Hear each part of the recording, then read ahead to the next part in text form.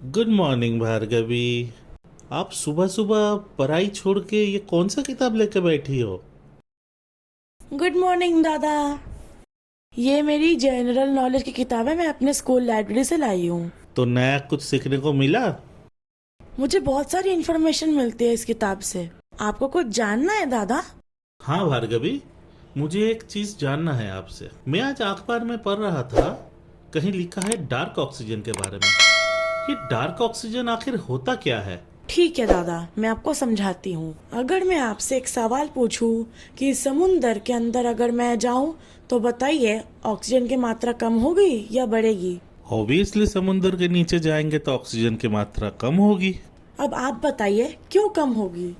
आ, असल में मुझे जितना नॉलेज है, ऑक्सीजन मिलता है प्लांट से, और प्लांट सूरज के किरणों से फोटोसिंथेसिस करता है, और फोटोसिंथेसिस के वजह से ऑक्सीजन प्रोड्यूस करता है। लेकिन समुंदर के डीप में जितना जाएंगे, सूरज के किरण उतना ही कम होता जाएगा और एक समय एकदम ज़ीरो विजिबिलिटी हो जाएगा। तो अगर सूरज के किरण नीचे तक नहीं पहुंचेगी तो फोटोसिंथेसिस होगी नहीं, तो ऑब्वियसली ऑक्सीजन भी नहीं होगी। तो मुझे तो लग रहा है कि ऑक्सीजन कम हो जाएगी। हाँ हाँ हाँ। पर दादा, अगर मैं आपको कहूँ कि ये उल्टा है तो आप क्या कहेंगे? मतलब समुंदर के नीचे जाएंगे तो ऑक्सीजन बढ़ेगी? हाँ, कैसे? बताती हूँ।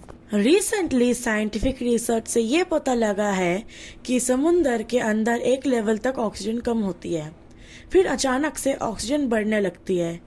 ये ऑक्सीजन के बढ़ने के कारण पॉलीमेटर नोड्यूल्स बताया जा रहा है, यानी कि समुद्र के अंदर जो मिनरल्स पाए जाते हैं, उन मिनरल्स के वजह से ही समुद्र के डेप्थ के अंदर बिना फोटोसिंथेसिस के ऑक्सीजन बनी रहती है। बट ये पॉलीमेटल नोडुल्स क्या है?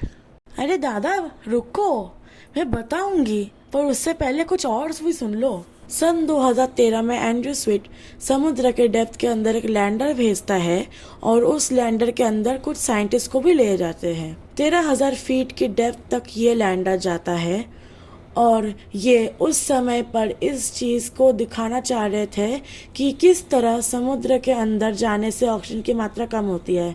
पर साइंटिस्ट को ये पता चला कि समुद्र के अंदर जाने से ऑक्सीजन की मात्रा बढ़ रही है।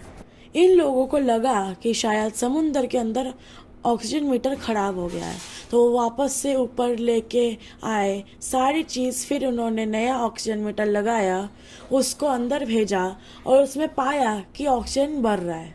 ऐसे करके उन्होंने 4-5 ऑक्सीजन मीटर का इस्तेमाल किया, और हर समय उन्हें ये पता लगा कि ऑक्सीजन की मात्रा बढ़ रही है।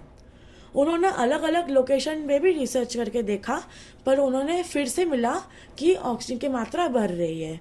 और ये रिसर्च हुई थी क्लैरियन क्लिपर्टन जोन के अंदर, जहाँ पे पॉलीमेटल नोड्यूल सबसे ज़्यादा पाए जाते हैं। फिर सन 2021 में इन्होंने अपना ऑक्सीजन मीटर को इनक्लोज करके समुंदर के अंदर भेजा, और फिर से उनको ये मिला कि ऑक्सीजन की मात्रा बढ़ रही है।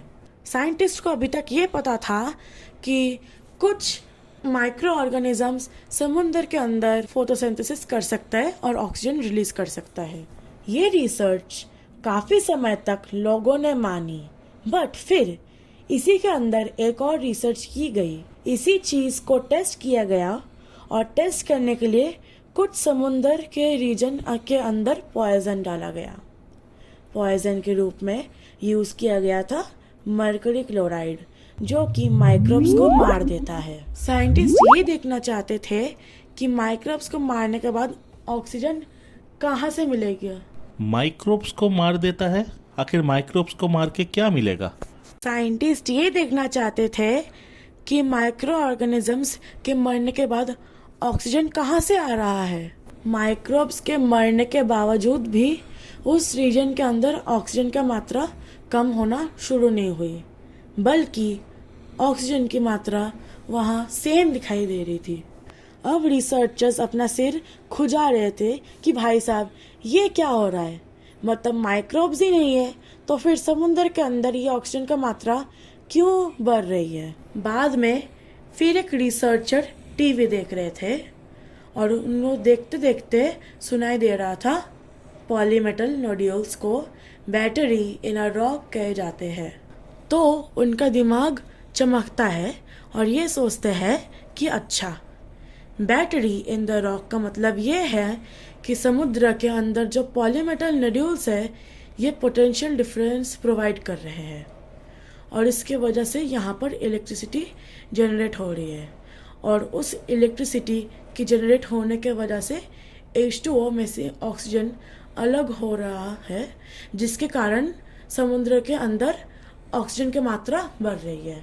पॉलीमेटल नोड्यूल्स के अंदर कई सारे मिनरल मिलते हैं जैसे कि कोबाल्ट, निकल, मैग्नीज, कॉपर, आयरन, जिनका प्रयोग बैटरी में इस्तेमाल होता है। इन्होंने क्या किया कि समुद्र के अंदर से पॉलीमेटल नोड्यूल्स निकाल लिया और निकाल के उसको लेकर गए अपने लेबोरेटरी और लेबोरेटरी में ले जाने के बाद इन्होंने टेस्ट किया और पाया कि 1.5 वोल्ट पोटेंशियल डिफरेंस पॉलीमेटल नोड्यूल्स के ऊपर पाया जाता है। उसके कारण से ही बिजली बनती है और उसके वजह से H2 और O2 अलग हो जाते हैं और उसकी वजह से समुद्र के अंदर ऑक्सीजन की मात्रा बढ़ती हुई दिखाई देती है। तो अब दादा समझ में आया पॉलीमेटल नोड्यूल्स किसको कहते हैं? हाँ हाँ, समझ में आया। तो दोस्तों, आज आपने जाना कि डार्क ऑक्सीजन आखिर होता क्या है। आई होप मेरा वीडियो आपको अच्छा लगा और आप ज़रूर लाइक करना और सब्सक्राइब करना। Bye bye.